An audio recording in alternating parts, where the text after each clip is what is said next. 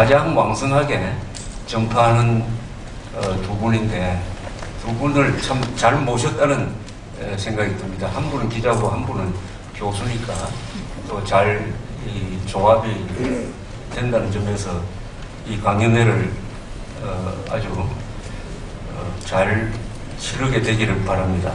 그게 격려사입니다. 그 이외에는 7월 8일이라고 하니까 생각나는 게 있습니다. 1994년인데요. 제가 월간조선 편집장을 할 때인데 3월쯤 되는 편집회의를 했어요. 그래서 장난삼아 기자 한 사람 보고 이렇게 부탁을 했습니다. 우리나라에서 제일 유명한 전보는 역술인들을 찾아가서 김일성의 사주를 한번 내보고 어떤 답이 오는지 한번 모아보라고 했습니다. 그래서 유명한 역술인들을 서정범 교수라는 분이 또 이런 무속을 전공하는 분이기 때문에 그분한테 추천을 받아가지고 다 만나고 나와서 기사를 떡 썼는데 기사가 뭐냐, 5사람이 다 올해 안으로 김일성이가 죽는다 라고 했다고 그래요. 만장일치예요, 5사람이. 그래서 사주를 낼 때 이거 김일성이라고 이야기했느냐 하니까 그게 아니고 이 사람 좀 봐달라고 했더니 그렇게 합니다. 그래서 그 5월로의 제목을 김일성 올해 안에 죽는다 이렇게 제목을 뽑았습니다. 7월 9일날 오전에 되니까 12시에 북한에서 중대 발표가 있다. 중대 발표가 나왔는데 보니까 김일성이가 7월 8일에 죽었다. 발표는 7월 9일이었습니다. 그게 음력으로 6월 1일, 사망 날짜는 음력으로 5월 30일, 7월 8일이었습니다. 이 5명 중에 누가 제일 정확하게 맞췄느냐 하니까 여자 중에서 심진송이라는 여자가 있었어요. 이분이 이렇게 이야기했습니다. 김일성이는 5월 아니면 6월에 죽는다. 죽은 날짜는 5월이고 발표한 날짜는 6월이에요. 그래서 이 사람은 굉장히 유명하게 됐습니다. 근데 얘는 잘 안 맞더라고요. 안 맞아요. 그런데 원래 역술인들 사이에 원래 김정은이가 끝난다고 하는 사람이 많답니다. 어느 정도 많은지 모르겠는데 우리 김진 논설위원이 그런 예언을 해서 그거 영향을 받았는지 모르겠는데 하여튼 원래 안으로. 그러고 우리 모 정보기관에서 김정은이가 후계자 이야기가 나오니까 김정은의 정확한 출생 연도 요걸 알았답니다. 해킹을 했는지 모르겠는데 그걸 가지고 유명한 역술인한테 딱 갖다 줬더니 딱 한마디로 폐가망신이다. 폐가망신이다. 이렇게 나오더랍니다. 그러니까 희망을 가지십시오. 통일의 길이 열릴지 모릅니다. 그러나 오늘 요새 짜증스러운 일이 많이 일어나죠. 특히 박근혜 대통령이 언론으로부터 계속 당하고 있습니다. 저도 공식적인 자리에 가면은 박근혜 대통령을 누구보다도 비판을 많이 합니다만 요 사이는 박근혜 대통령 변호를 할 수밖에 없어요. 왜냐하면 나쁜 사람하고 덜 나쁜 사람이 싸우면 덜 나쁜 사람 편을 들어야 됩니다. 어떤 사람이 저한테 이메일 보냈는데 박근혜 대통령이 잘한 거 해가지고 리스트를 딱 보냈는데 야 그거 읽어보니까 또 굉장해요. 연합사 해체 무기 연기, 정교조 법외노조 추진, 그 다음에 통합진보당 해산, 그 다음에 각종 부정부패 수사, 그 다음에 경제 누구도 손을 안 댔던 공무원 연금 개혁을 시도를 했다든지 하는 거 보니까 잘한 것만 보니까 그건 굉장합니다. 굉장해요. 그래서 저는 박근혜 대통령의 정치 스타일이나 이런 데 대해서 저도 많은 비판을 하고 고쳐야 된다고 생각하지만은 어쨌든 지금 박근혜 대통령이 한국의 정치 현실에서 이 국가와 헌법을 지키기 위해서 가장 노력하는 사람이라는 것은 분명합니다. 물론 지식인들 다 포함하고 언론 중에서 누가 제일 애국적이냐 하면은 박근혜 대통령이 1등으로 뽑히진 않을 거예요. 그러나 박근혜 대통령은 정치를 하는 사람이고 국가 운영을 하는 사람입니다. 현실적인 선택을 할 수밖에 없어요. 그분 중에서는 모든 정치인 중에서 박근혜 대통령이 가장 애국적이라고 하는 데는 제가 확실하게 보증을 해드릴 자신이 있습니다. 오늘의 문제는 언론의 문제입니다.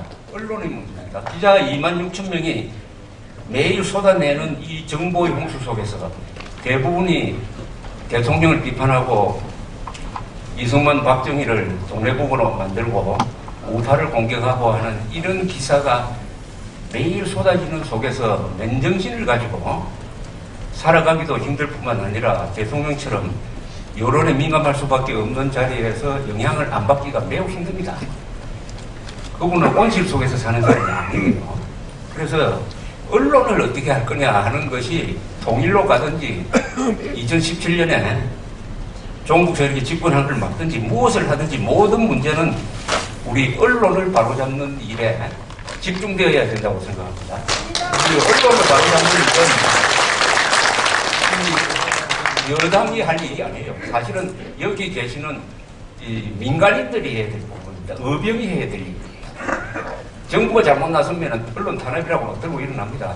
그러니까 아무런 사심이 없는 오직 국가와 헌법과 진실 앞에 줄을 선 우리가 해야 될 일이에요. 이거 우리가 해야 될 일이에요. 그렇다면 할 일이 많아요. 아니, 그렇다고 뭐 박 대통령이 잘못하는 것까지 뭐 편들어라. 메르스 사태 때 북한 왜 미국에 안 갑니까? 그런 거는 당당히 또 비판을 하면서 시시비비를 가리면서 해야 될 일이라고 생각합니다. 최근 언론 상황에서 중대한 변화가 일어나고 있어요. 이게 보수 언론이라고 하는 사람들이 정부를 상대로 공격을 하고 선동을 하는 데는 좌파하고 같아져 버렸습니다. 차이가 없어요. 이 메르스 사태, 작년에 있었던 세월호, 최근에 유승민 이런 거 보면요. 우리 언론에 좌우 구분이 없습니다. 오로지 박근혜 정부 비판으로 줄을 서버렸어요. 한국의 보수 언론의 위기가 왔습니다. 여기에 가세를 하는 게 종편이라고 있습니다. 종편. 종편은 종합편성의 준말인데 어느 기자가 저한테 오더니 종편 무슨 뜻인지 아느냐고 기자가 뭐래요. 아주 중앙지의 편집국장 출신인데 지금 60대 모르겠다고 하니까 우리 기자들끼리 아까 이야기를 했는데 종편은 종일 편파방송의 약자다. 이렇게 결론을 냈다고 이야기하고 그러면서 또 물어요. 기자정신의 반대말이 뭐냐? 모르겠다 하니까 맨정신이라고. 이런 언론을 우리가 직시를 하고 이제 기대할 언론은 없습니다. 각자 도세입니다. 지금 각자 자기가 살 길을 찾아야 됩니다. 원래 자유민주주의는 개인이 중요합니다. 자기가 알아서 합니다. 자기가. 좌파는 개인이 허약하니까 조직을 만들어가 패거리로 대결을 하지만은 자유민주주의에서는 여러분 한 사람 한 사람이 왕입니다.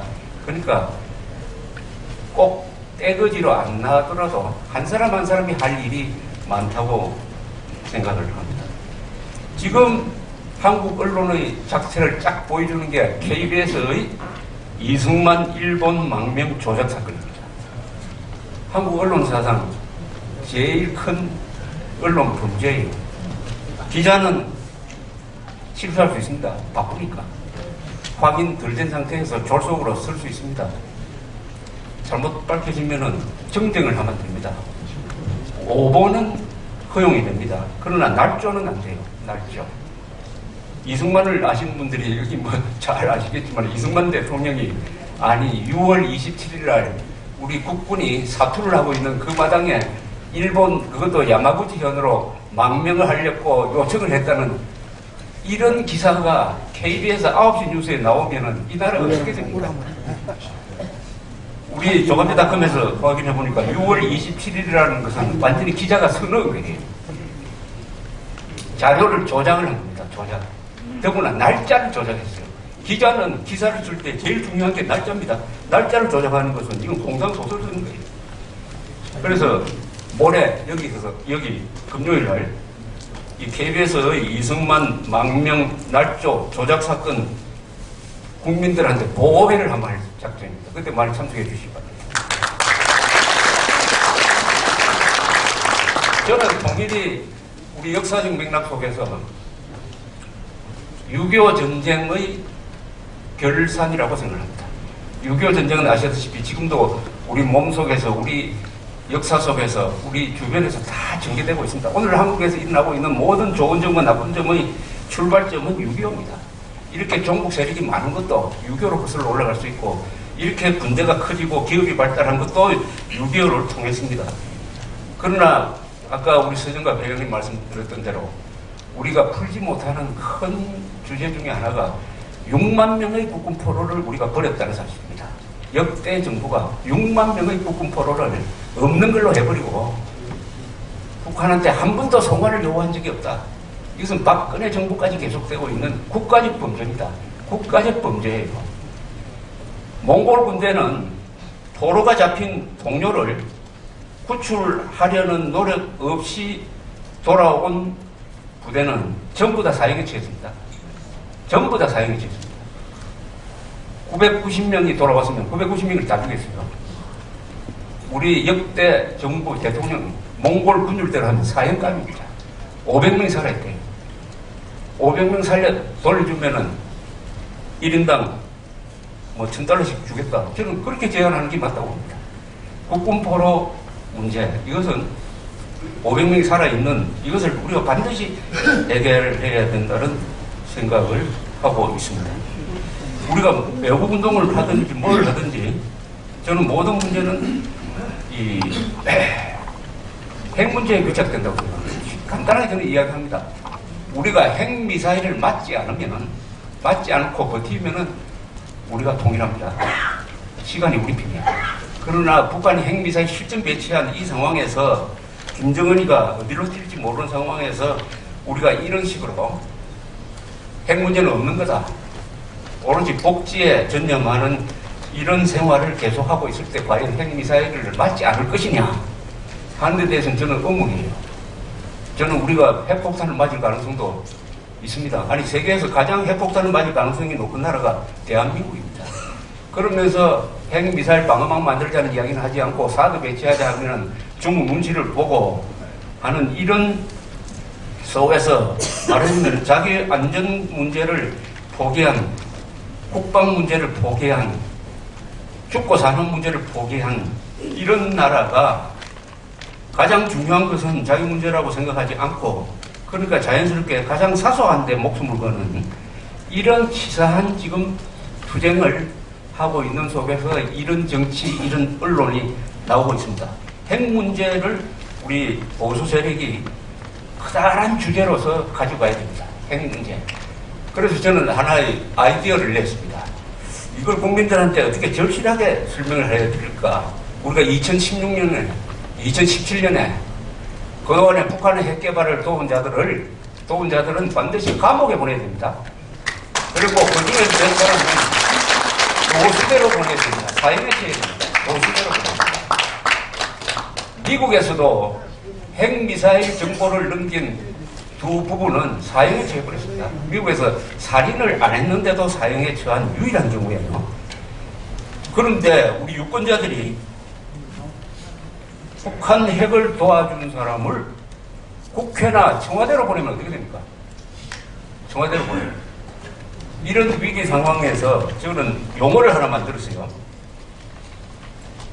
정북이란 말도 이제 조금 효과가 좀 덜 것 같으니까. 핵인종입니다. 핵인종. 핵인종은 뭐냐? 북한 핵을 도운 사람. 북한의 인권 탄압을 묵인하는 사람. 그러니까 인권법 통과를 저지하는 사람이죠. 마지막에 종북 세력과 손잡았던 사람. 요걸 줄여가지고 핵인종이라고 합니다. 핵인종. 여러분들한테 말씀드리고 싶은 것은 이 핵인종이 집권하는 것을 막아야 됩니다. 핵인종이란 말 머리에 싹 들어오지 않습니까? 핵인종이란 말을 앞으로 많이 써주시기 바랍니다. 핵인종은 네트워크가 있어요. 절대 혼자가 아닙니다. 이 사람들이 어떤 정체인지 우리 조합제작하면서 최근에 책을 하나 썼어요. 핵인종 네트워크라고 썼어요. 이것을 많은 사람한테 좀 확산시켜 주시기를 바라면서 이 강연회가 한국전쟁 6.25 남침전쟁의 마무리로서 이 통일로 함으로써 반드시 우리가 남침당한 데 대한 복수를 해야 되고 그 과정에서 핵 문제를 해결함으로써 지금 65년째 계속되고 있는 이 6.25 전쟁을 우리의 승리로 끝내는데 좋은 아이디어와 좋은 논리 그리고 좋은 대책이 나왔으면 하는 생각을 드리면서 저 이야기를 끝내겠습니다. 감사합니다.